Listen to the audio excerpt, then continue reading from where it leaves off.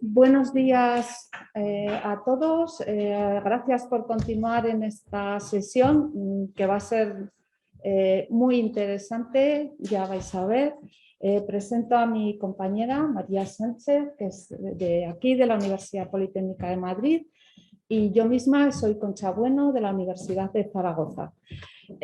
Os aviso a todo el mundo, también a las personas que nos acompañan a través de la videoconferencia, que la sesión va a ser grabada y pido a las personas que van a presentar sus contribuciones de manera presencial que se acerquen a esta esquina de la sala y procuren utilizar un volumen de voz suficiente como para que sea audible y todo el mundo pueda pues conocer su presentación. Recuerdo que cada uno tiene 2 minutos y que, bueno, que os agradeceríamos que os ajustaseis a ese tiempo y si no, pues como decía David, aprovecharemos una respiración para decir se acabó.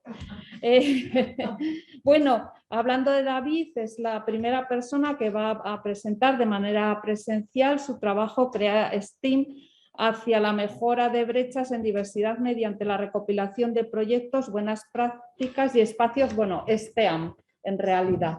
Sí, pero aprovechando que ya he hablado mucho, les cedo la palabra también a mi colega Alicia, que es otro de los miembros socios del proyecto y que perfectamente también lo puede explicar. Muchas gracias, David. David es el coordinador del proyecto Crea STEAM que presentamos en el trabajo y yo, Alicia García Holgado, soy la parte coordinadora de otro de los socios, que es la Universidad de Salamanca, ¿no? Que es de donde yo vengo. El objetivo del proyecto se centra básicamente en que existe una brecha de género en ciencia, tecnología, ingeniería y matemáticas, que es ampliamente conocida y que existe en todas las regiones del mundo, más o menor, en mayor o menor grado, dependiendo del área, ¿no? Y de la institución. Entonces, ¿qué estamos intentando hacer con Crea STEAM? Bueno, pues estamos intentando incidir en los estudiantes de secundaria, los y las estudiantes de secundaria. Y para eso, dentro del proyecto, planteamos un nuevo concepto que son los STEAM Labs. Este concepto mezcla lo que es un makerspace, un user lab y un media lab. Son 3 conceptos que ya tenemos ampliamente conocidos, implementados, incluso hay escuelas que tienen makerspaces, pero el problema es que no todas las escuelas tienen los mismos recursos. Entonces, lo que queremos hacer con el STEAM Lab es crear un espacio donde se combinen características de estos 3 tipos de espacios adaptadas a las necesidades y a la situación económica de cada institución y en base a eso crear además y trabajar conceptos de diversidad y de inclusión dentro del espacio, que no es algo que habitualmente se trabaje dentro de un makerspace, un media lab. Y con eso fomentar pues, todas las competencias STEM y tratar que personas de diversas características, por supuesto también incluidas niñas, que es donde está la mayor brecha de género, se interesen por estas áreas. Muy bien, muchas gracias. A continuación, Marly Cordones García, muy bien, va a presentar el programa para la prevención de trastornos musculoesqueléticos y psicosociales en formación profesional. Hola, buenos días. Buenos días. Yo soy Marly Cordones García y bueno, pues nosotros lo que hemos hecho es un programa, soy profesora de formación y orientación laboral en FP, en un instituto de Santa Pola, en Alicante, y lo que hemos hecho es un programa de movimiento corporal y emocional para el alumnado de formación profesional. Entonces nos hemos unido 7 centros de toda España y hemos aplicado el mismo programa durante 2 años. Que nos pilló, por cierto, durante la pandemia, con lo cual tuvimos que terminar el estudio justo en marzo, abril, mayo justo del 2020. Entonces aún se complicó un poquito más. Bueno, este alumnado de formación profesional es un alumnado que adquiere competencias para el empleo. Y una de las competencias que nosotros creemos que debe de adquirir es una competencia, el cuidado de la salud. Entonces, el movimiento corporal y emocional debe de ser una habilidad que le permita adaptarse a entornos futuros de riesgo. Debemos crear rutinas que sean una necesidad dentro del aula para este alumnado, porque además aprenden un oficio para el que les sirva para una posterior inserción laboral. y en el desarrollo de sus funciones en el trabajo. El programa lo que pretendía y lo que pretende, porque sigue en activo el programa, es un proyecto de innovación en la Comunidad Valenciana, concienciar y mentalizar sobre los riesgos que en la actualidad provocan el mayor número de bajas laborales en la sociedad, que son los trastornos musculoesqueléticos y psicosociales, de tal modo que la formación y enseñanzas de estos contenidos en la formación profesional debe de hacerse dentro de los niveles iniciales y darles un lugar en el aprendizaje para esa cultura preventiva. Los efectos negativos de estos riesgos, tanto a nivel económico, personal, profesional como social, se pueden prevenir si creamos programas de movimiento corporal y emocional en formación profesional como orientación para el empleo. Así es como ha sido la evidencia en el estudio que nosotros hemos realizado y nada, y muchas gracias. Que casi no pongo aquí a hacer el movimiento. Muy bien, muchas gracias, Marly. Bueno, pues David, en este caso sí que David Fonseca nos presenta actividades transversales entre materias de primer curso de grado y trabajo en equipo para aumentar la motivación del alumnado. Podría también haber cedido la palabra a mi colega Susana de Deusto, que también es coautora del artículo, pero en este caso lo voy a hacer yo.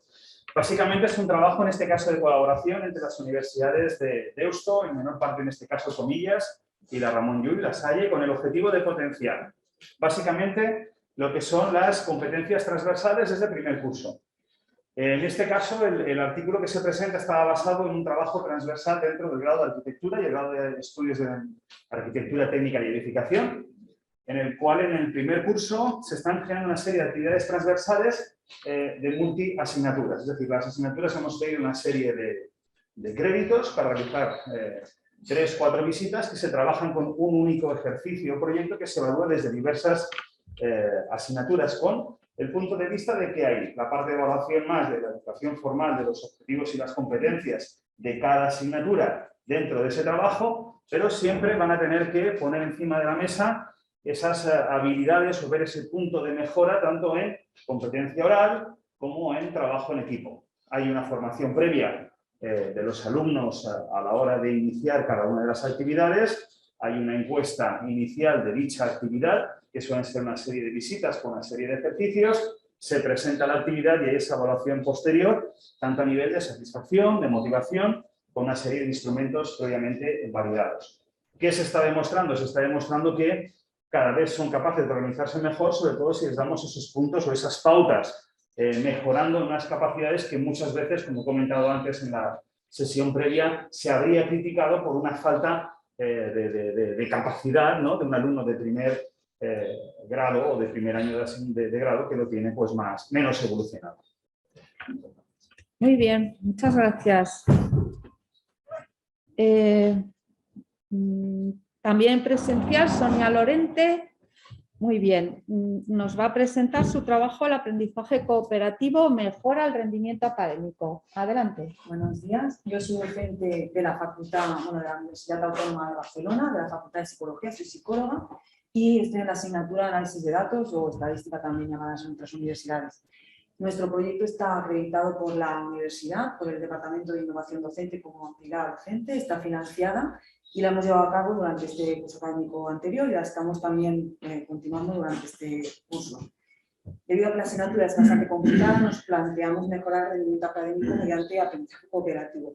Entonces, el primer objetivo fue mejorar el rendimiento, que lo evaluamos mediante notas, mediante porcentaje de aprobados, etcétera, respecto al curso anterior, y evaluar competencias de aprendizaje cooperativo mediante el instrumento validado de Fernández Río y colaboradores en contextos educativos para evaluar el aprendizaje cooperativo, que incluye las 5 dimensiones, ¿de acuerdo?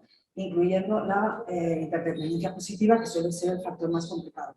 Para poder llevarlo a cabo, diseñamos 2 actividades que tenían que hacer en equipo y esos equipos tenían que trabajar conjuntos durante un mes para cada una de las pruebas y finalmente hacían una exposición y el docente escogíamos al azar el participante que iba a exponer. Ellos tenían una rúbrica, sabían con anticipación que iba a ser una persona al azar y se preparaban el trabajo. Y de hecho esta semana se está haciendo la evaluación. Es decir, de momento bien, el año pasado tuvimos buenos resultados, lo hemos vuelto a presentar, nos lo han vuelto a financiar y este año además hemos incluido la gamificación con Kahoot para fomentar un poco más, digamos, el estado de ánimo en las aulas, que análisis de datos es muy complicado.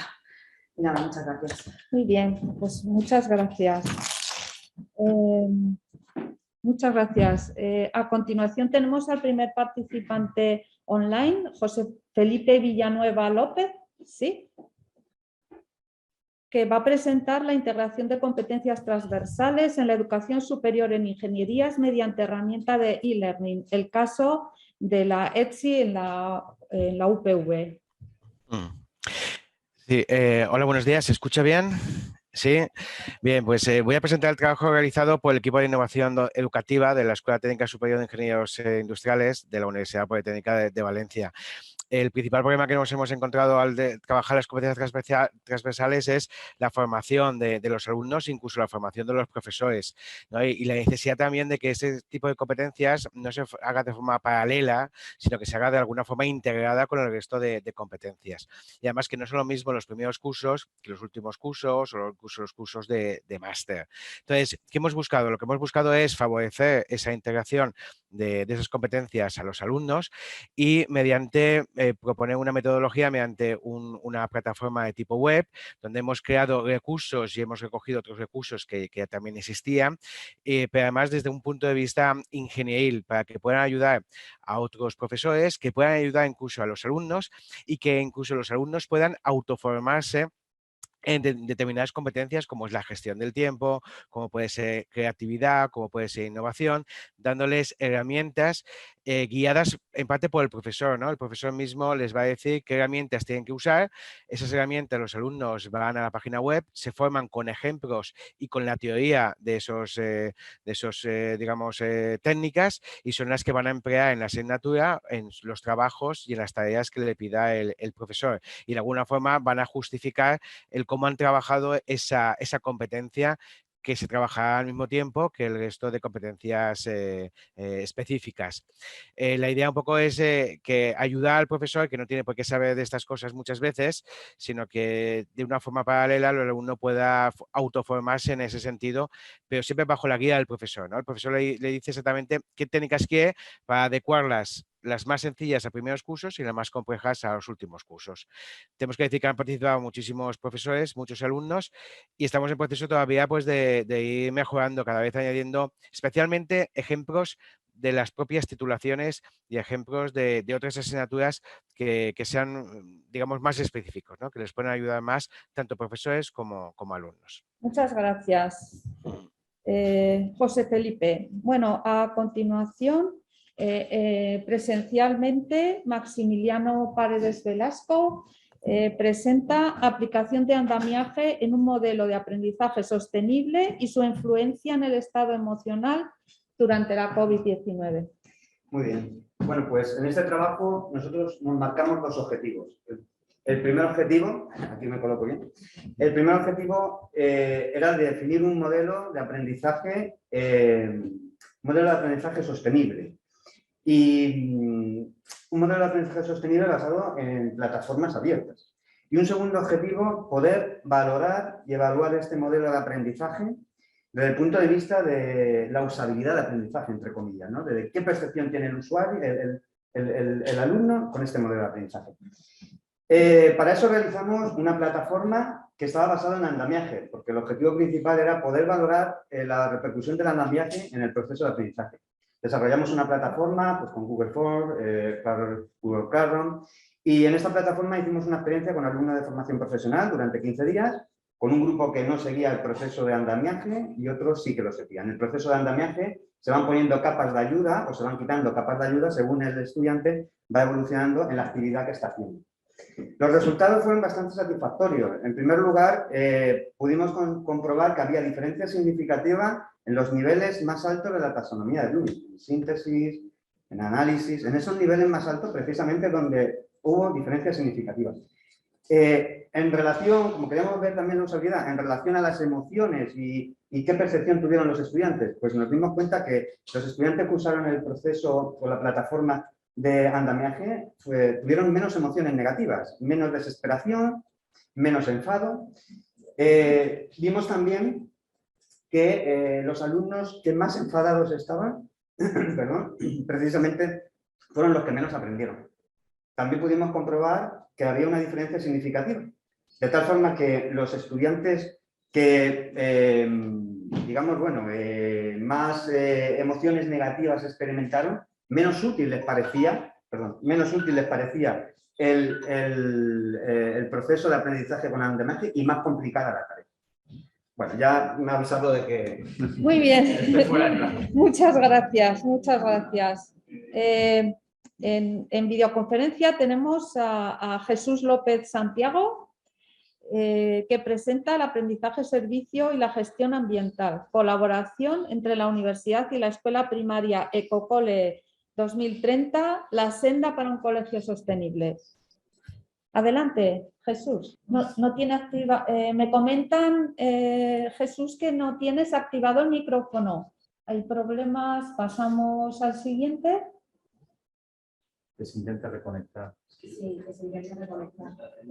Vale. Pues... Bueno, entonces pasamos a la siguiente presentación por parte de Rafael Martín, también en online. Cuestionario para la selección de conceptos fundamentales, análisis de validez y confiabilidad. Rafael, no hemos cruzado los dedos. David. Aquí estoy. Ya te miraba ahí, no te veía. Eso nos ha pasado. Igual si cruzamos los dedos. ¿Sí? Intenten reiniciar y o conectarse desde el móvil. Porque al final, como no quiero presentar nada, lo más fácil sería conectarse desde el móvil.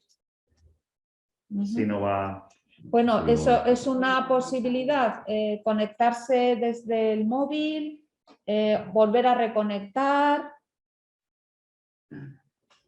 Bueno, lo intentamos con Noelia Ibáñez y aprendizaje basado en retos, implementación interuniversitaria en la asignatura de mejora de genética animal.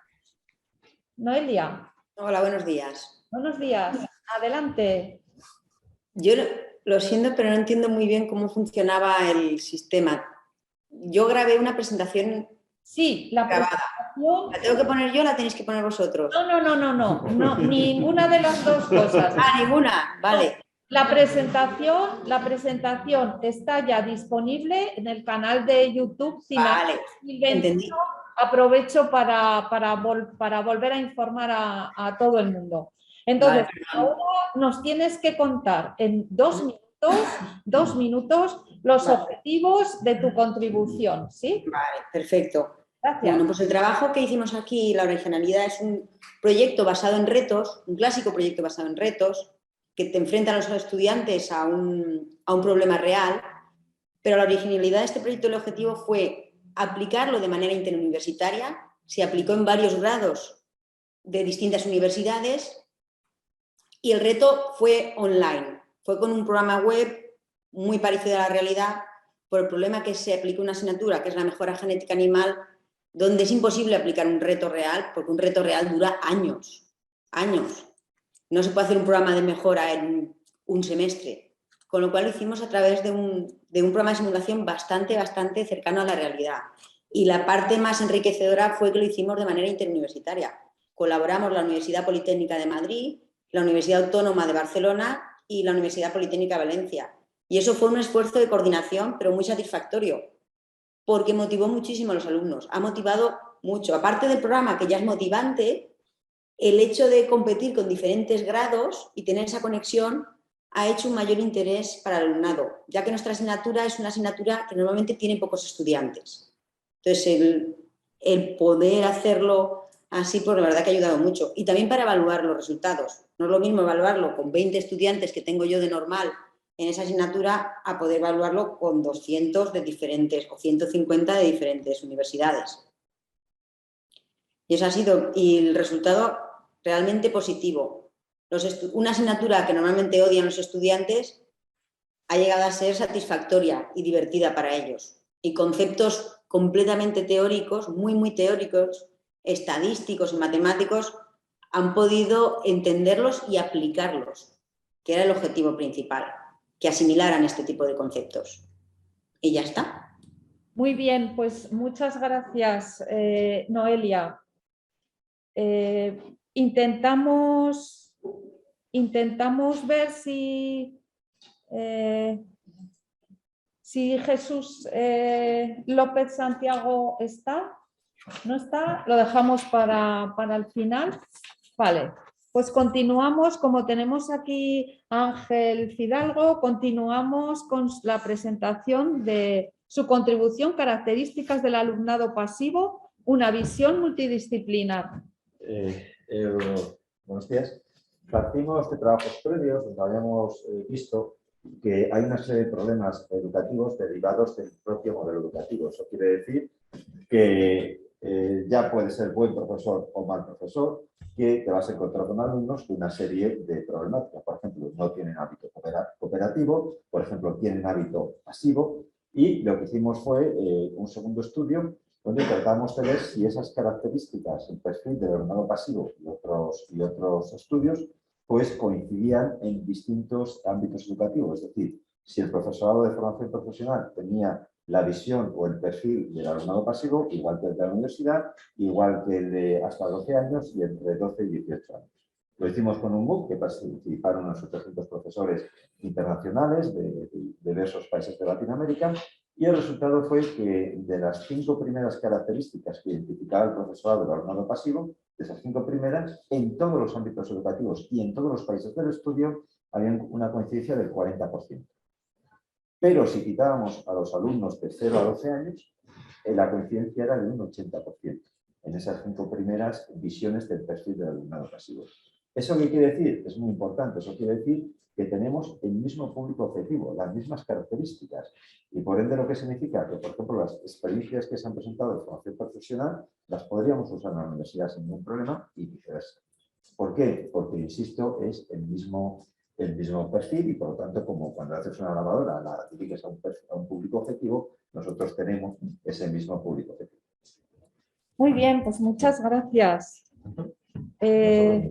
A ver, continuamos con la siguiente experiencia, que también es a través de videoconferencia. No sé si está Liliana Nube o Brian Israel Gómez Flores para presentar Docente Integrador, una experiencia de trabajo colaborativo entre docentes de educación superior. ¿Sí? ¿Puedes Hola a todos, muy buenos días. Sí, estamos por aquí. Muy buenos días. ¿Me pueden escuchar? Muchas gracias. Bueno, buenos días. Un gusto poderles saludar desde Ecuador. El trabajo que hemos realizado fue realizado a través de un grupo de colaboradores del Vicerrectorado Académico de la Universidad Técnica Particular de Loja, y se establece a partir del proyecto Docente Integrador, el cual tiene como finalidad fomentar el trabajo colaborativo entre el profesorado de estudiantes de primer ingreso.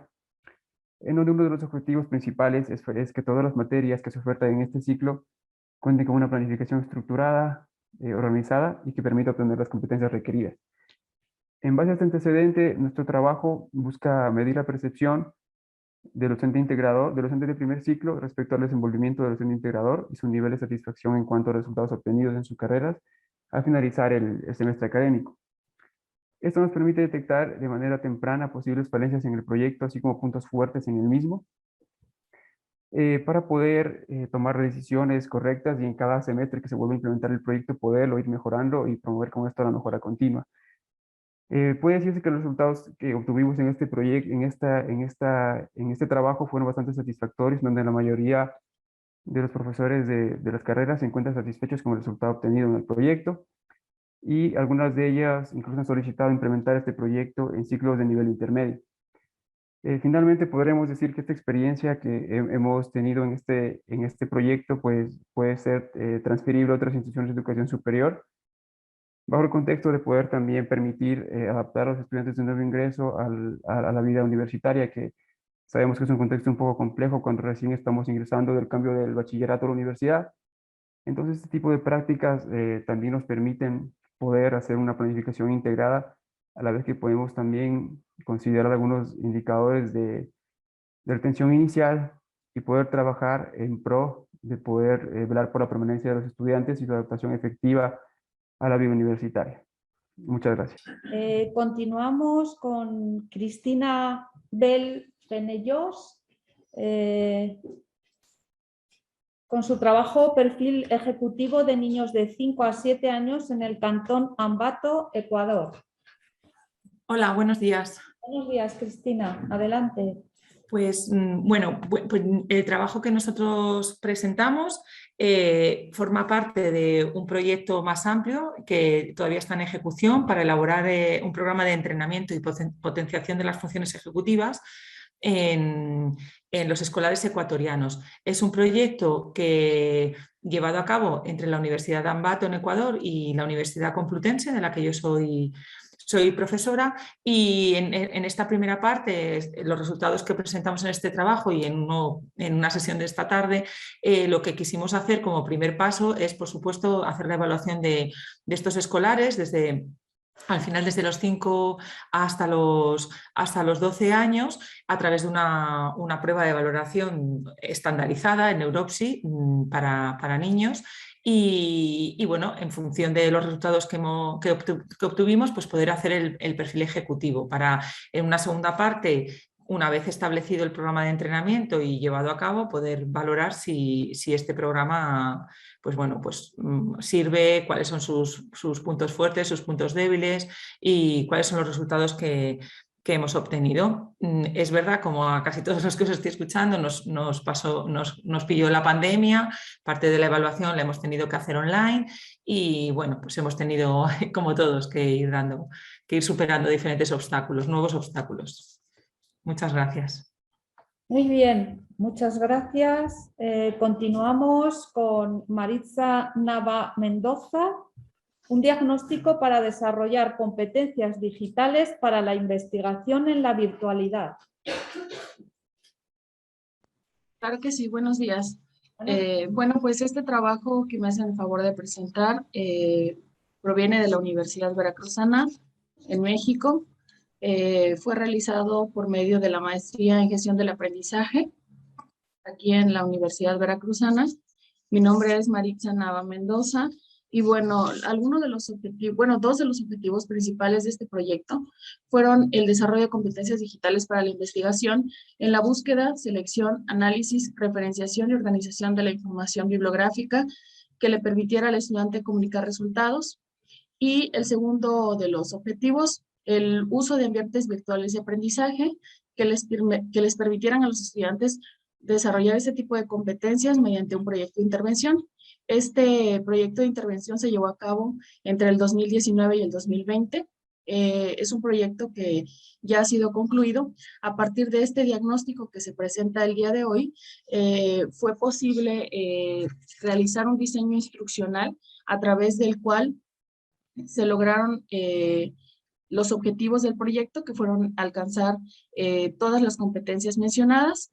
Y bueno, por medio de este proyecto también se determinó hacer un proyecto de intervención educativa utilizando ABP y aula invertida. Muchas gracias. Continuamos con Leticia Fernández Nicolás, aprendizaje cooperativo, condiciones para la intervención socioemocional en alumnos de preescolar, es el título de su contribución. Leticia. Buenos días.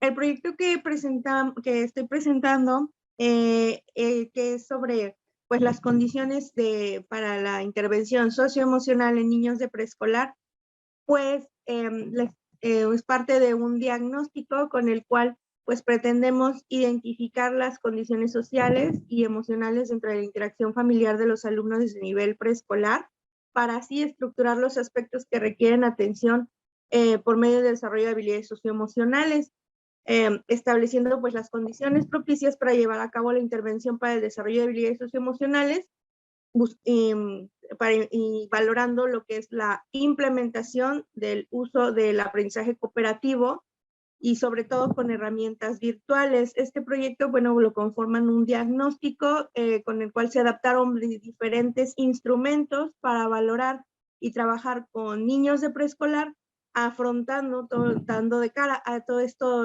de la pandemia, porque, bueno, si bien es un reto actualmente hacerlo por medio de herramientas virtuales, o sea, para acercarnos a los alumnos de preescolar, bueno, a su vez, si resulta importante trabajar educación socioemocional durante la pandemia, principalmente para brindar el apoyo, el acompañamiento a las familias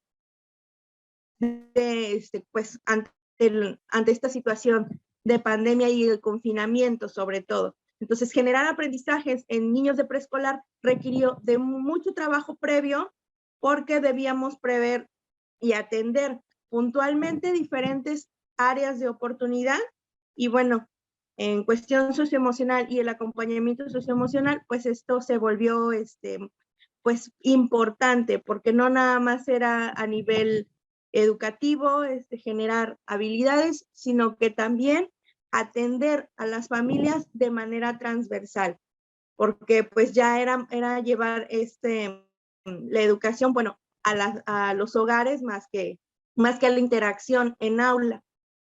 Muy bien, muchas gracias, Leticia. Volvemos ahora a intentar la conexión con las personas que faltaban, que era Jesús López Santiago. ¿Lo tenemos ahora? ¿No? Vale. Y Rafael Martín, ¿contamos ahora con su presencia? ¿No? ¿No los tenemos? ¿No? Bueno, pues entonces, si queréis, pasamos a las preguntas de los presentes en la sala y a la revisión del chat. ¿Hay alguna? ¿No hay preguntas en el...? Las personas que estáis a través de videoconferencia, podéis escribir vuestras preguntas, sugerencias, consideraciones en el chat, a través del chat, y las estamos retransmitiendo a los autores, a los presentes, a los que estáis también en videoconferencia, ¿de acuerdo? Y bueno, mientras vais escribiendo vuestras preguntas, los presentes en la sala, ¿queréis hacer alguna pregunta, consideración? ¿Sí? Sí, yo tengo dos preguntas. Ángel, sobre a ver si habéis movido de alguna manera las variables identificadas en los alumnos pasivos que influyen o no influyen en un abandono temprano, algo así, o influyen de la misma manera que en alumnos que son más activos. En este caso lo que hicimos fue, más que medir después si era cierto o no cierto con estudios, que eso lo hemos hecho en otros estudios, y sí, hay más abandono, era identificar por qué un profesor, mirando a sus alumnos después de una sesión de clase, sabía que ese alumno era pasivo. Y una de ellas era que no iba a clase, que abandonaba la asignatura, con lo cual eso lo que quiere decir es que cuando hacemos una innovación, lo que tenemos que centrarnos es en ver cómo solucionamos los problemas, por ejemplo, de abandono. Y entonces, así podemos identificar qué características tenemos que trabajar y qué indicadores tenemos que medir. Y entonces, eso es lo que nos da pistas dónde atacar. Y el abandono era uno de ellos, efectivamente. Además, coincidencia menos en infantil, y el resto en todos. Vale, gracias. Tenía otra pregunta para la persona que ha presentado el proyecto de andamiaje. Sí. A ver si habéis utilizado algún test validado para medir esa motivación o desmotivación del alumnado, cuando les preguntabais cómo a veces pasa en ese sentido. ¿Algún test validado o vosotros habéis hecho un test o habéis validado? No, hemos utilizado un test validado. Es un test que mide emociones específicas, emociones positivas y negativas, y además es capaz de diferenciar dentro de las negativas si son emociones negativas de activación o desactivación. Por ejemplo, el enfado o el cólera te activa, o por el contrario, otro tipo de motivación que es más activa. Entonces, bueno, en el informe no lo hemos llegado a recoger, pero sí que lo hemos analizado. No hemos encontrado diferencias significativas entre estos dos tipos de emociones, pero sí que entre las emociones negativas y positivas sí que ha habido diferencia. Y luego, en concreto, como he comentado antes, sí que hemos encontrado las diferencias en la desesperación y en el enfado, ¿no? Entonces, este es un test validado que te permite poder identificar todos estos aspectos dentro de cuando se elaboración. Hicimos un pretest al principio de la experiencia, durante 15 días estuvieron utilizando la herramienta de andamiaje y luego, después de los 15 días, volvimos a pasar el mismo cuestionario. Y por eso hemos encontrado las diferencias significativas en esos análisis. ¿Alguna pregunta?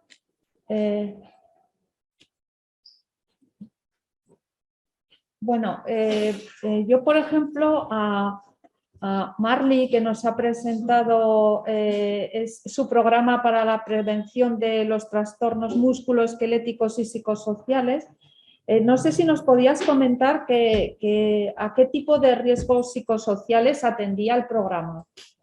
El programa básicamente atendía a las emociones. O sea, el programa realmente... Lo que sí, mejor. Sí, gracias. Bueno, el programa en principio fue aplicado más hacia trastornos musculoesqueléticos porque eran mucho más fáciles de poder medir a través del cuestionario que realmente nosotros hemos validado. Entonces pusimos varios escenarios laborales, pues trabajadores de pie, sentados. Luego lo que decidimos era situaciones de trabajo, como era trabajar en equipo o en situaciones de conflicto de los trabajadores cuando estaban realizando su labor en el empleo, cómo reaccionaban ante esas situaciones. Entonces pusimos en el cuestionario varias preguntas referentes a esas que nos sirvieron como indicadores para luego poder comparar.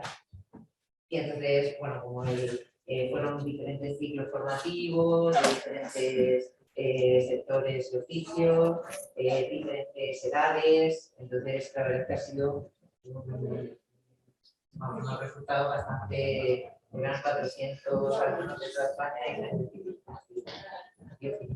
Muy bien, gracias. Pues esto conecta con lo que, bueno, hemos comentado, se ha empezado a comentar en la sesión anterior respecto a la formación de los propios estudiantes en trabajo en equipos. Los formamos, por ejemplo, en resolución de conflictos, y me da pie para preguntar a David si esa formación que vosotros habéis hecho para el trabajo en equipo la tenéis publicada, disponible, el tipo de actuaciones que habéis hecho, igual que, por ejemplo, para una presentación oral. El trabajo en equipo se basaba en las competencias, bueno, en la rúbrica que tenían desarrollada en la Universidad de Deusto. Entonces, ellos tienen publicado y en abierto la rúbrica de trabajo. Vale. A partir de ahí nosotros hicimos las clases previas de formación. Todo lo que ha salido a posteriori, la parte de resultados, nosotros siempre la evaluación la hacemos de forma mixta. Pasamos una serie de encuestas a nivel de motivación o satisfacción previamente validadas y trabajamos con el bipolar laddering. Es quizá una de nuestras técnicas estrella, desarrollada dentro del User Lab de La Salle, que es una entrevista socrática a partir de polarizar aspectos positivos, aspectos negativos. Luego hay una parte de puntuación y luego hay una parte de propuesta de mejora del estudiante en cada uno de esos ítems que ha identificado. Ese proceso de datos está en análisis. El tiempo nos pilla, ¿no? Es decir, de todas las actividades que se hizo el año pasado, que fueron, si no me equivoco, 3 actividades, o sea, hubo la primera de las actividades que fue la visita a las escuelas de la Sagrada Familia, no la Sagrada Familia, sino las escuelas que hay al lado. Hubo una segunda visita que fue en lo que es... De hecho, fue la primera visita en toda la parte del Borne, en lo cual tenían que ver un poco todas las realidades justapuestas que había en esa situación, y luego lo que era la zona de la Roa 22, en el cual se les hacía como que buscaran la propuesta de ubicar una escuela de surf en una zona teniendo todo el estudio volumétrico por detrás. Entonces, todo ese análisis de datos que también había de ejercicios y de propuestas que se hicieron en la Facultad de Derecho y en la Facultad de Ingeniería, ahora se las ha pasado a un profesor que es su encargo este año, sobre todo en este caso con temas de que se tiene que acreditar, pues tiene que escribir, analiza los datos, que aquí hay chicha suficiente para hacer ese trabajo. No te puedo decir exactamente, sí que hay, lo hemos comentado hace un momento, ¿no? O lo comentaba Ángel, semana 1 te pones delante de la clase, empiezas a hacer clase y ya el 70% de las notas yo mentalmente las estoy colocando. Ya esas personas que dices a la que se pongan a trabajar en grupo o en función de cómo trabajen en grupo, si se mezclan unos con otros, ahí va a haber lío. De hecho, también juntamente con Deuso estamos haciendo un estudio sobre el tema de perfiles de estudiantes de cara a intentar identificar posibles abandonos tempranos para poder hacer actuaciones. De hecho, es un artículo que se presentará en el TIM en Barcelona la semana que viene y liga un poco esto, ¿no? Es decir, en función del perfil de estudiantes que estamos observando casi en los primeros 15 días de clase, cómo luego jugar para colocarlos en grupo o para motivarles para que no abandonen. Porque incluso en los primeros estudios que hemos hecho, los tutores identificamos una serie de variables, hubo la persona que está haciendo su tesis, ponderó esas variables, y dices, ¿cómo va a ponderar? Para hacer como una especie de pronóstico de qué posibilidad de abandono o de peligro de abandono podía haber. A final de curso, la tasa de acierto de persona que se metió en lío y que no funcionó bien durante el primer curso fue de un 82%.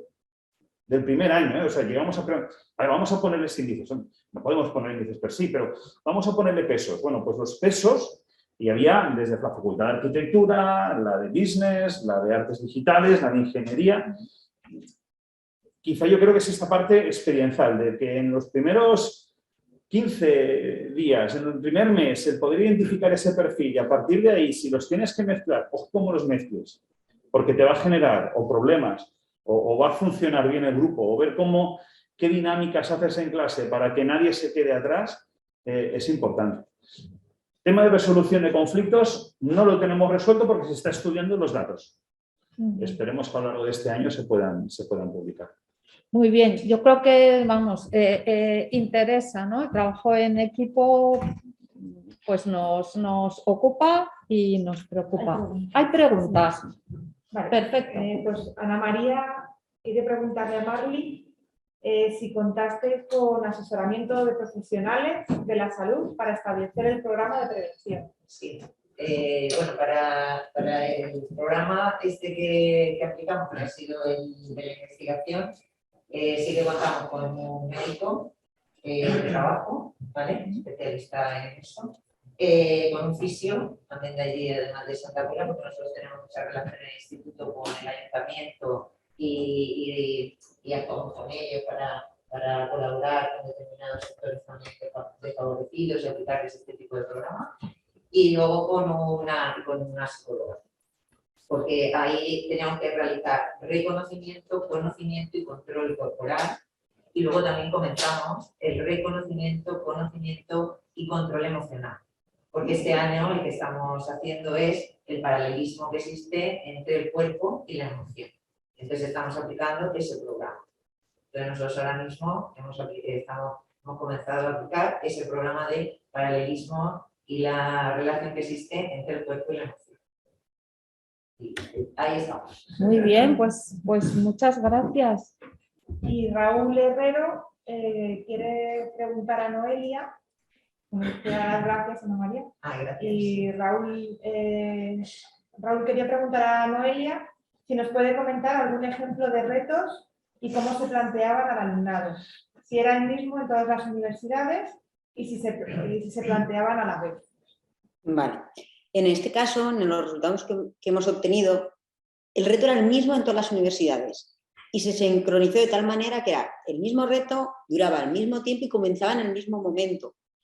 He de recordar que es la asignatura de mejora genética animal que se da en diferentes grados en las 3 universidades. Los profesores encargados de esa asignatura nos coordinamos para que comience el mismo día y finalice el mismo día. Y el reto es el mismo. El reto es un programa de mejora genética animal donde consiste que tienen que llevar a cabo un programa de mejora de vacuno de leche. y todos tienen las mismas condiciones. Empieza de un rebaño inicial enorme que luego se divide en tantos como estudiantes tienen y ellos tienen que mejorarlo. Su reto es mejorar la productividad, la eficiencia de leche sin perjudicar otros caracteres, que eso es la dificultad. Y tienen una limitación presupuestaria que son 2.000 euros semanales y tienen limitaciones que pasan en cualquier tipo de explotaciones de este tipo, como mortalidad, etcétera, etcétera. Y ellos tienen que tomar las decisiones y la parte buena es que lo hacen todos a la vez y cada semana corresponde a una generación, a un año de trabajo. Entonces, una vez que toman esa decisión, la toman hasta el viernes y ese mismo lunes tienen el resultado de la decisión tomada. Y tienen que tomar otra vez decisiones y así para todos. Con lo cual, al final de 6 semanas, tienen el resultado de sus decisiones tomadas durante 6 semanas y cómo ha progresado. Entonces, pueden valorar, de hecho, hacen un informe donde valoran por qué creen que han obtenido esos resultados. Y si creen que han fallado, ¿por qué han fallado? Y si creen que lo han hecho bien, el por qué. Y pueden compararse con todos los demás estudiantes. Y eso la verdad que les es muy, muy útil. Pero para eso consiste en tener coordinadas los grados de todas las universidades. Pero el reto es el mismo, en este caso. Muy bien. ¿Puedo preguntar? Sí, sí, hombre, Ángel. No, yo tenía una curiosidad, porque hemos presentado bastante trabajo en equipo. Hemos presentado... que me levante. Levanta. Ahí. ¿Dónde me pongo? Ángel, un segundito, que nada, simplemente decir a Noelia que muchas gracias de parte de Bueno, pues se ha presentado bastante trabajo en equipo y cooperativo. Tenía curiosidad por si se había hecho alguna evaluación durante, no al final del trabajo en equipo, sino mientras se estaba haciendo. O las rúbricas se aplicaban al final. Al final. Es que además existe, bueno, yo creo que esto nos pasa a todos. Queremos hacer innovación, queremos hacer métodos de seguimiento, pero es que se nos va la vida. O sea, el tener otro punto intermedio, diseñarlo, tener los datos, al final es lo que decimos, tienes datos de hace un año, de año y medio, de 3 experiencias y los tienes parados. Ahí, a ver si alguien lo coge, lo analiza y le da forma. O sea, el esfuerzo de ir mirando, ¿no? Es que yo creo que aquí hay otra parte, ¿no? La capa política o la capa organizativa de departamentos y de universidades que esto está muy bien, muy bonito, pero el resto del tiempo analiza los datos, gestiónalos, públicalos, etcétera, ahí va. Es cosa tuya. Y ese punto de voluntarismo que incluso Michavila, ¿no?, lo comentaba el otro día, de que es que no se puede ya estar en ese punto, de que puede haber una necesidad personal a lo mejor de dedicarle tiempo. Desde mi punto de vista es muy complicado. Sí. Sí. Nosotros lo hicimos el año pasado por primera vez, este año lo hacemos, aun contando con un cuestionario validado, diseñar la actividad en sí misma. Yo ya encuentro incluso superior a mi fuerza de encontrar cómo explicarles cómo trabajar en equipo, porque es que se te va la vida. El análisis, nosotros como somos del departamento de estadística, lo hemos hecho nosotros, es mi tiempo. Es mi tiempo, la publicación, todo esto. Y ya os digo que aunque esté acreditado y financiado, me parece que en la UAB el máximo que se financiaba por proyecto era 1.000 euros. Es decir, es para pagar un congreso. Ya está, quiero decir, no hay más. Entonces, todo esto es tiempo y aparte luego pasa otra cosa, que es que el semestre es muy corto y es que vas corriendo, con lo cual es imposible ya hacer algo medio, e incluso al final no todos los alumnos contestan, porque a veces lo pasas y el año pasado con la COVID tuvimos que hacerlo tipo chat virtual así, con lo cual el que estaba conectado pues lo hizo, pero si estás en clase es más fácil, porque pones un QR o algo, pero en este caso con la COVID, la falta de asistencia y todo, no pudimos validar el cuestionario con toda la muestra, o sea que estoy de acuerdo con él que es complicadísimo, está un poco reconocido. Desde online Elicia dice que está totalmente de acuerdo, que el profesorado está sometido a mucho trabajo, especialmente cuando necesita tiempo para darle forma a tantos o infinitos datos recopilados y nos dé valor a este punto. Bueno, esto a lo mejor sería un debate aparte, que a lo mejor un congreso sobre el profesorado y sus problemas y un psicólogo que nos ayuda a pero la verdad, solo válido, porque al final estaríamos todos de acuerdo, solo válido si administradores o o directores o Responsables, estuvieran sí. allí y vieran cuál es el percal de la situación, porque entre nosotros yo creo que estamos muy de acuerdo. Sí, yo revisando vuestras contribuciones, me preguntaba cuántos de vosotros habéis estudiado vuestra propia sostenibilidad con esta, quiero decir, ya que lo sostenible está tan de moda, es tan importante, ¿cuántos de vosotros habéis pensado en vuestra propia sostenibilidad al realizar estas actividades, fundamentadas, interesantes, muy importantes para vuestros estudiantes? Habéis obtenido, pues eso, a partir de estos retos que vosotros os habéis propuesto, enlazando con los retos que nos presentaban, bueno, ¿qué ha supuesto ese reto para vuestra propia sostenibilidad? Es verdad que sí, igual es el marco de otra reunión en la que haya otros perfiles, además de los nuestros, de profesor voluntario y entregado a su labor con sus estudiantes. Francisco Muchavila también lo dijo ayer, que claro, cuando vas a un determinado congreso ya están convencidos los del congreso, por lo tanto hay que hacerlo. Yo creo Tony, que no, espera, no que lo hemos había pensado. pedido la palabra Tony. Yo quería abundar con lo que comentabas. Levanta, Tony, por favor. Soy Tony Potell, de la Universidad de Vigo. Yo quería abundar en lo que comentabas tú, Concha, de la sostenibilidad, en el sentido de que la pregunta sería para todos los que habéis participado en las experiencias: ¿en qué medida ha producido cambios estructurales en vuestras asignaturas? ¿O en qué medida se ha realizado una transferencia de lo indagado y aprendido en las propias asignaturas, en el departamento, en la titulación, ¿no? Porque estamos de acuerdo que más allá de las posibilidades del financiamiento está la idea de que los pequeños cambios son poderosos, ¿no? Y después a veces da la sensación de que realizamos estudios muy interesantes, quedan muy documentados, pero no impactan en la estructura. Simplemente eso. Yo te puedo responder directamente, por ejemplo, en nuestras asignaturas, con todo el respeto del mundo mundial, los arquitectos se gustan escucharse. Yo no soy arquitecto y cuando he acompañado a ellos, en los primeros años de este tipo de visitas, te podían estar hablando durante 1 hora en un emplazamiento. El alumno no sabía si tomar o no tomar apuntes, a veces me preguntaban a mí, pero ¿de esto tengo que tomar apuntes? ¿Y esto para qué me va a servir? Y luego, ¿qué me van a pedir esto? Yo, tú escucha.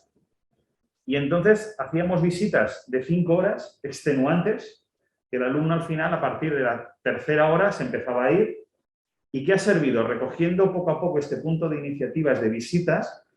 1, ahora los profesores, antes de hacer una visita, marcan los objetivos y qué van a explicar en cada uno de los puntos, con un tiempo limitado. Han sido capaces de concretar cuál es el mensaje que querían transmitir y qué se les iba a pedir a los alumnos.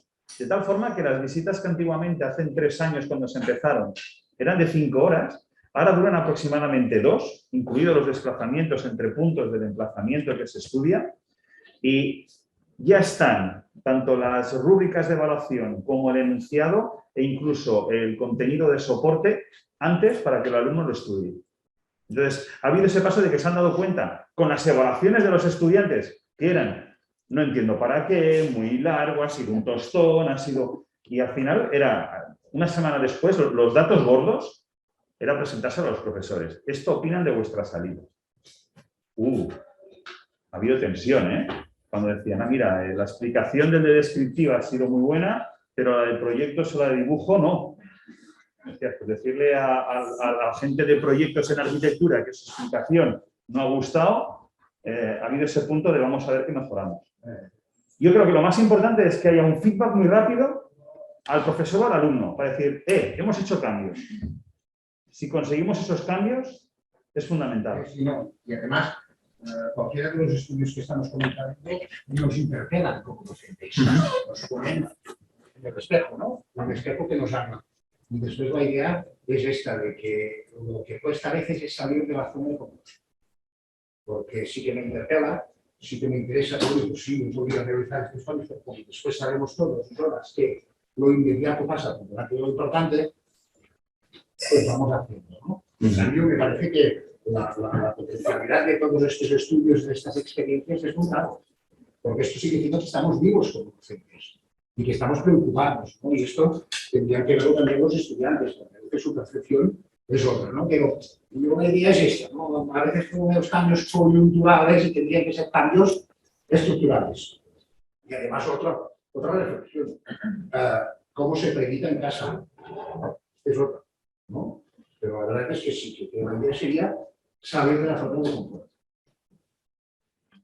Muy bien. Un minuto que, bueno, además le copio la idea a David de hacer una foto conjunta.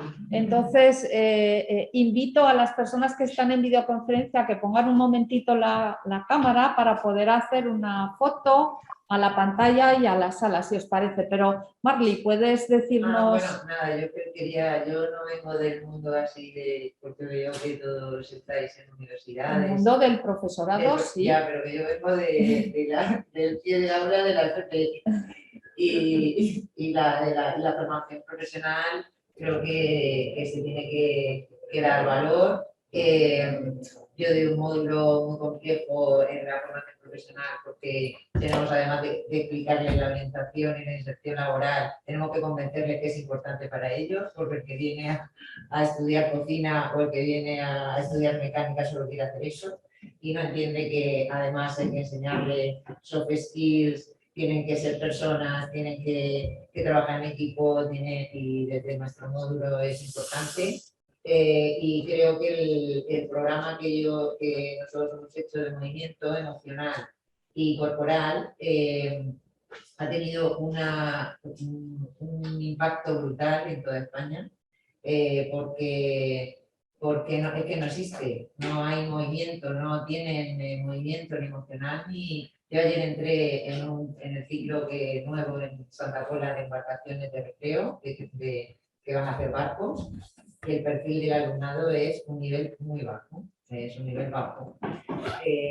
Son alumnos que ya casi no estaban escolarizados y ahora me los encontré, no querían hacer nada, están sentados, tienen 20 años y no los levantas y no pueden levantar un brazo, no hacen nada, emocionalmente están totalmente confundidos.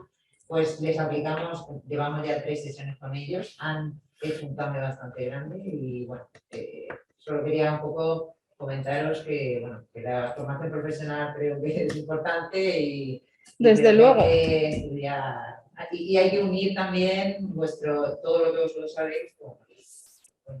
Sí, sí, por supuesto, por supuesto. Bueno, pues por nuestra parte creo que eso es, María, hemos cumplido nuestro trabajo en esta sesión. Pues muchas gracias a todos y si queréis, que hago la foto a... Bueno, no soy muy buena. Sí, pero por sacar la pantalla, bueno, no soy muy buena fotógrafa, por eso, si os parece, oye, nos damos un pequeño aplauso.